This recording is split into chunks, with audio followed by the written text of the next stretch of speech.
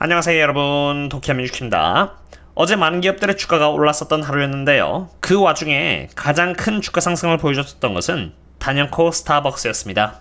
스타벅스의 경우 주가가 무려 24.50%나 하루 만에 올랐는데, 이러한 주가 흐름은 역사상 가장 높은 주가 흐름으로 스타벅스의 주가가 여기 이렇게 고점 대비해서 무려 466일에 걸쳐서 조정을 받아 저평가가 되었고요.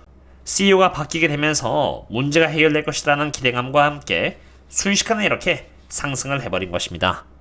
저는 많은 분들의 상으로 분석을 드리는 만큼 고평가가 되어 있는 기업들은 선택하지 않고 저평가이면서도 인기가 없으며 모두가 회피를 하는 좋은 기업들 상으로만 분석을 하고 투자를 해서 몇 달에 걸쳐서 수량을 빌드업하고, 그러한 끝에 호재가 나와서 다시 적정주가 혹은 고평가가 되면 매도를 하는 방식으로 투자를 하고 있는데요. 스타벅스 또한 그러한 투자의 일환으로 제가 7월 22일 저희 멤버십 분들 상으로 트레이딩 얼러트와 함께 분석을 드렸고, 저도 언제 주가가 오를지는 모르지만 최대한 그 확률을 높이기 위해서 다방면으로 분석한 결과 차트 패턴이 좋았고 호재가 발생을 했으며 밸류에이션 관점에서 약 14에서 52%의 업사이드가 존재했고 펀더멘탈이 회복될 전망이라는 근거에서 굉장히 저렴한 78달러의 평단가에 매수를 하였습니다. 저에게 있어서 중요한 것은 다음날 오르는 주식을 찾는 것이 아닙니다. 마켓 타이밍을 못 맞추기 때문에 그렇게 할 수 없기 때문입니다. 제가 찾는 기업은 주가의 상승이 3개월이든 6개월이든 1년이 걸려도 매수한 평단가를 기준으로 주가가 오를 확률이 높은 기업을 선택하는 것이고, 저평가라고 하더라도 만약 실적이 안 좋으면 더 저평가가 될 수 있기 때문에 보수적으로 수량을 잡되 언제든지 추가로 대응할 수 있는 자세를 잡고 대응해나가는 방식으로 투자하는 것을 지향하고 있습니다. 앞으로도 제가 꾸준히 저평가인 기업을 상으로 새로운 먹거리를 찾으려면 저 스스로도 제가 어떤 과정을 통해서 분석을 했는지 복기를 해보는 것이 중요한데요. 우선 차트 관점에서 제가 스타벅스를 진입한 이유는 주가가 이렇게 400일 넘게 조정을 받았는 데다가 쌍저점을 만들면서 상승을 하였고요. 주가 반등에 만약 성공한다면은 여기 있는 이러한 갭들을 채워주면서 크게 상승할 수 있는 가능성을 제가 바라본 것입니다. 그리고 두 번째 이유는 행동주의 펀드인 엘리엇과 트라이언 펀드가 스타벅스에 진입을 했다는 것인데, 행동주의 펀드들은 경영진이 제대로 일을 하지 않아서 주가가 하락하는데 오히려 기여를 했을 때 주주로서 나서서 회사를 고쳐서 주가를 올리는 데 적극적으로 행동하는 주주들을 의미합니다. 엘리엇과 트라이언 펀드는 그러한 측면에서 매우 유명한 펀드이고요. 엘리엇과 트라이언 펀드가 진입을 했다는 것은 스타벅스를 조금만 손보면은 쉽게 주가 상승을 이끌고 그로부터 수익을 낼 수 있다고 판단해서 들어간 것입니다. 그리고 세 번째 이유는 사실 가장 중요한 이유 중 하나라고 생각이 되는데요. 바로 밸류에이션입니다. 스타벅스의 경우는 워낙 오랜 기간에 걸쳐서 주가가 조정을 받은 나머지 25년과 20년의 성장률을 고려한다고 해도 무려 14.50배의 프라이스 도 CF의 평가를 받고 있었고 15배도 못 받고 있었기 때문에 매우 저평가했습니다.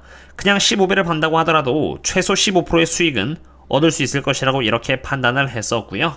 제가 보수적으로 보기 때문에 최소의 기준으로 이건 본 것이고, 만약 스타벅스가 여기 보여드리는 것처럼 지난 5년에 걸쳐서 받은 평균 멀티플인 20.51배를 받는다면 스타벅스의 적정 주가는 여기 이렇게 124달러로 52%의 업사이드가 있다는 것을 볼 수 있는 것입니다. 물론 이러한 성장률들을 노리려면 시간이 많이 걸리고요. 여기 적혀있는 것처럼 애널리스트들이 예상하는 실적 이상을 보여줘야만 하겠지만 15배의 멀티플도 스타벅스가 받지 못하고 있었고 실적의 컨센은 이미 낮은 상태이기 때문에 여기서 조금만 잘해준다면 턴어라운드를 할 수 있는 확률을 높게 바라볼 수 있는 것입니다. 결국 중요한 조건은 바로 실적입니다. 실적 안에는 성장률이 내포되어 있는 만큼 앞으로의 성장률 전망치를 제가 체크를 해봤는데요.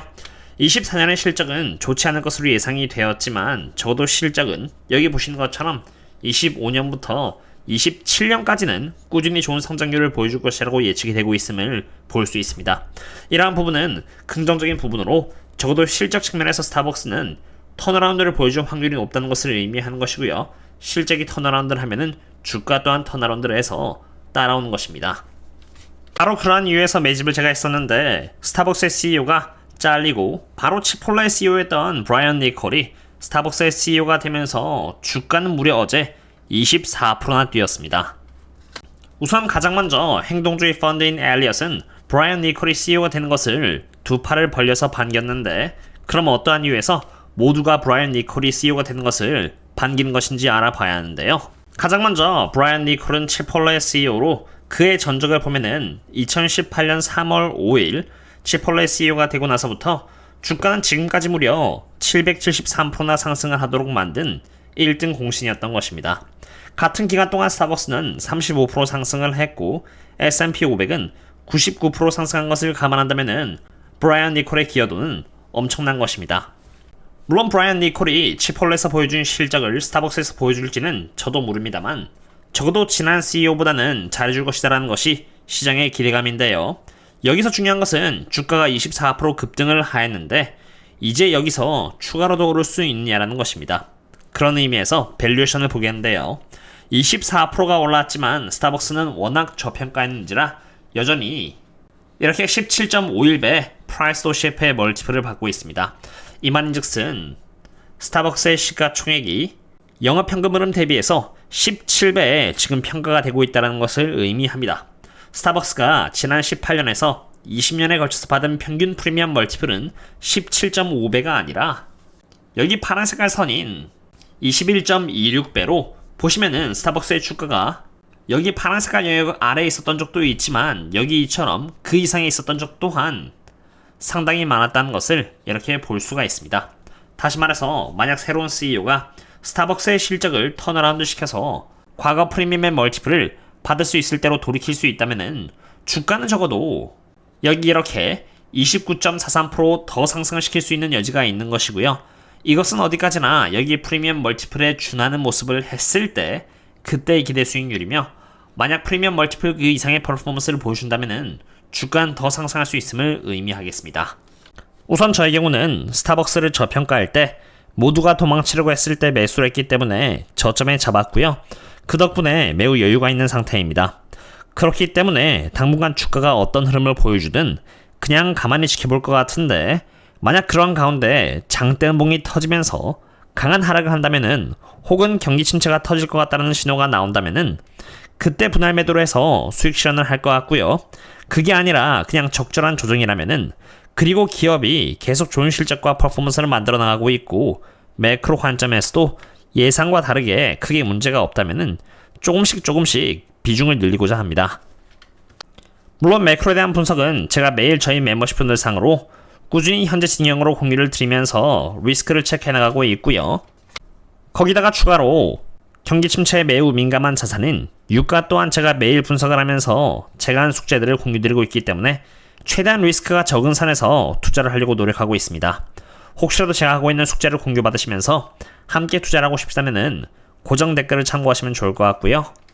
테슬라 또한 제가 매일 분석을 해드리고 있는데 테슬라의 주가가 어제 무려 5%나 오르면서 강한 주가 흐름을 보여줬는데 일단 $200에 잡혀 있었던 콜옵션이 4.42K에서 이렇게 3.7K로 줄어들었고요. 그와 동시에 $207에 잡혀있는 콜옵션의 물량이 2.61K에서 3.16K로 올라가면서 주가 상승을 이끌어줬는데 여전히 CPI 결과에 따라서 영향을 받을 수 있는 만큼 리스크로부터 최대한 노출을 피하고자 하는 저는 CPI 때문이라도 대응을 보수적으로 할 수밖에 없는 상황인 듯 합니다. 그래도 테슬라는 수급 현황 관점에서 봤을 때 이미 주가가 많이 하락할 만큼 하락했기 때문에 여기 레깅에 있고요. 그렇기 때문에 수급 관점에서는 주가 상승을 기대해 볼 수 있는 상황이라고 봅니다. 여기다가 더불어 만약 CPI에서 좋은 결과가 나올 것이라고 본다면은 투자하시면 될 것 같습니다. CPI가 잘 나온다면은 여기 이 부분이 다시 임프로빙 쪽으로 위로 올라갈 것이고 그렇지 않다면은 더 안쪽으로 들어가면서 더 좋은 대응의 기회를 줄 것이라고 봅니다. 오늘의 분석은 여기까지 되겠고요. 그럼 다음에 또 만나요. See you later.